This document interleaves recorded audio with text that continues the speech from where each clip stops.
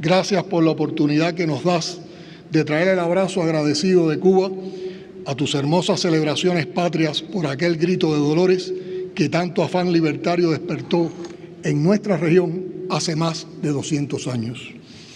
Entre todos los hermanos que nos dio nuestra América, México cuenta, por muchas razones, como uno de los más entrañables para Cuba.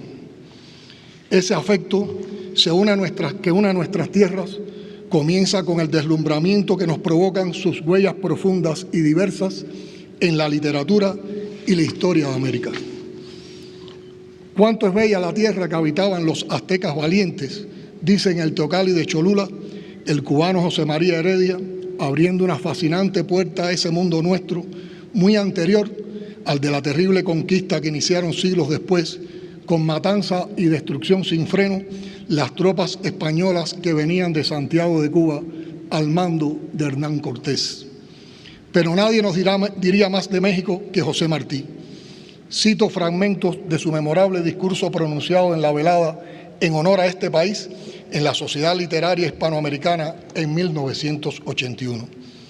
Hoy nos reunimos a tributar honor a la nación ceñida de palmeros y azahares que alza como un florón de gloria al cielo azul las cumbres libres donde el silbato del ferrocarril despierta, coronada de rosas como ayer, con la salud del trabajo en la mejilla, el alma indómita que chispeaba al rescoldo en las cenizas de Cuauhtémoc, nunca apagadas.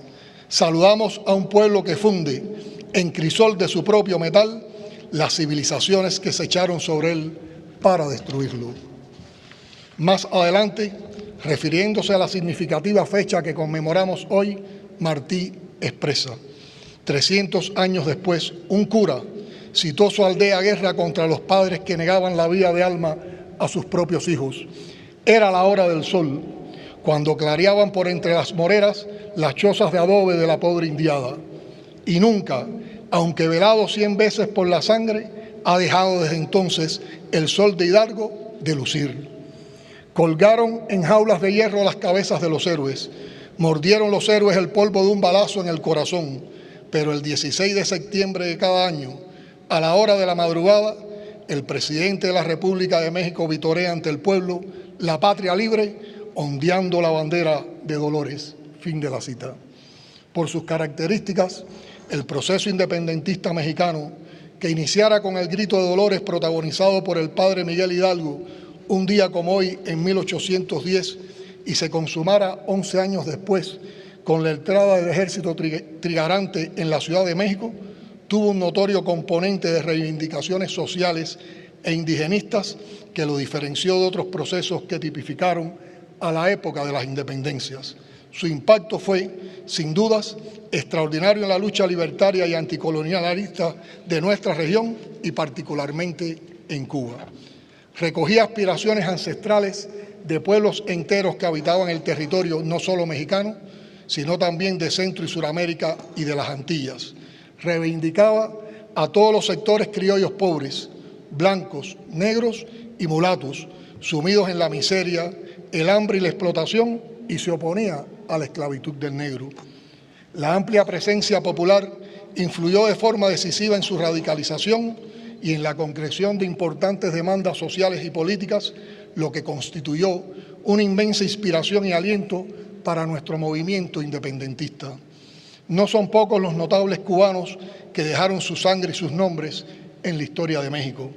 Sobresale especialmente la solidaridad cubana en el enfrentamiento de México a las invasiones texanas en 1835-1836 y la invasión norteamericana de 1846 al 48.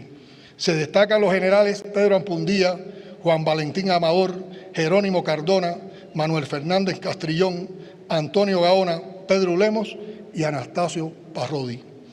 Los cubanos Florencio Villarreal y José María Pérez Hernández lanzaron en marzo de 1854 el histórico Plan de Ayutla, determinante en el rompimiento del ejército y la sociedad mexicana con el gobierno dictatorial del general Santa Anna.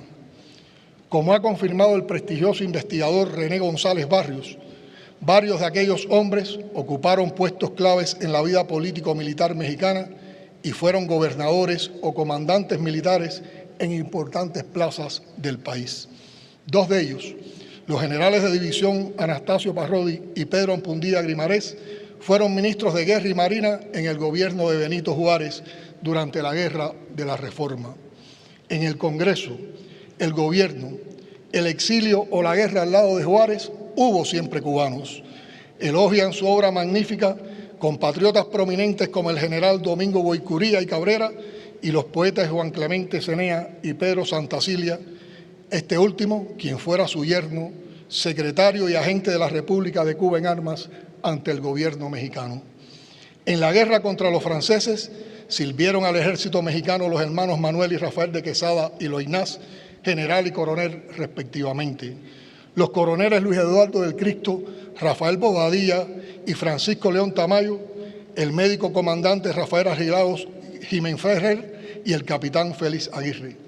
Todos regresarían a Cuba al comenzar la guerra de los 10 años. Fue México entonces el primer país en reconocer nuestra lucha armada y en abrir sus puertos a los barcos con la bandera de la estrella solitaria. Lo aprobó el Congreso, lo sentenció Juárez y lo agradeció Carlos Manuel de Céspedes, el presidente de la República en armas, en carta memorable a su par mexicano, y cito: altamente satisfactorio que México haya sido la primera nación de América que hubiese manifestado así sus generosas simpatías a la causa de la independencia y la libertad de Cuba. Una de las principales tareas que entonces cumpliría Pedro Santacilia con el consentimiento de Juárez fue enviar a Cuba un selecto grupo de militares mexicanos para contribuir a la formación y entrenamiento del naciente Ejército Libertador. Los mexicanos brillaron en los campos de Cuba y sus proezas inspiraron a la tropa y a cuantos oyeron hablar de ellas.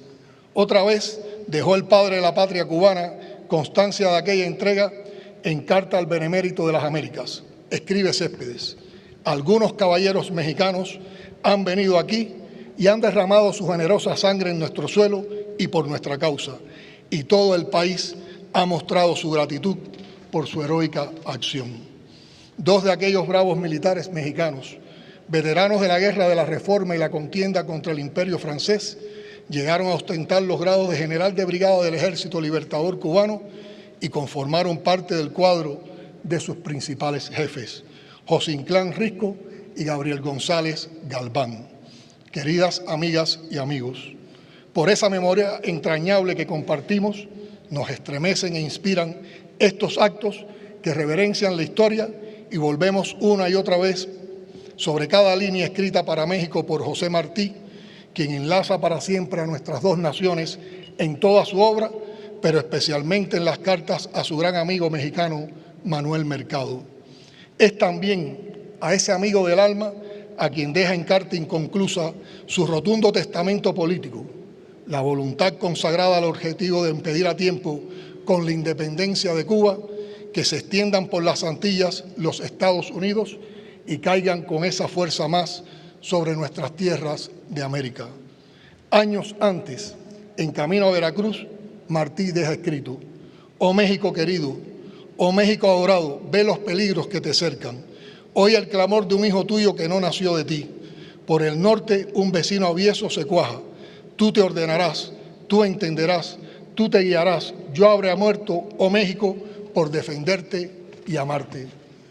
Aquí murió por la revolución el joven comunista Julio Antonio Mella, asesinado en una calle de esta misma ciudad, en la que se conocerían años después Ernesto Che Guevara y Fidel Castro Ruz por intermedio de su hermano Raúl. Aquí se entrenaron y organizaron su expedición los jóvenes de la generación del Centenario. Aquí forjaron amistades y afectos que aún perduran y que se inmortalizaron en una canción que es como un himno de aquellos tiempos épicos, La Lupe, de Juan Almeida Bosque. De ese periodo mexicano quedaron para siempre en la historia cubana, entre muchos otros, los nombres de María Antonia González, Antonio del Conde El Cuate, clave en la adquisición del yate Granma, a Sarcio Venegas y Kir Medrano, luchadores profesionales que dieron entrenamiento físico a la tropa, Irma y Joaquina Vanegas, que ofrecieron su casa como campamento. El paso de Fidel y sus compañeros por México Dejó profunda impresión en los futuros expedicionarios del Granma y un cúmulo de leyendas por todas partes de las que todavía se habla con admiración y respeto.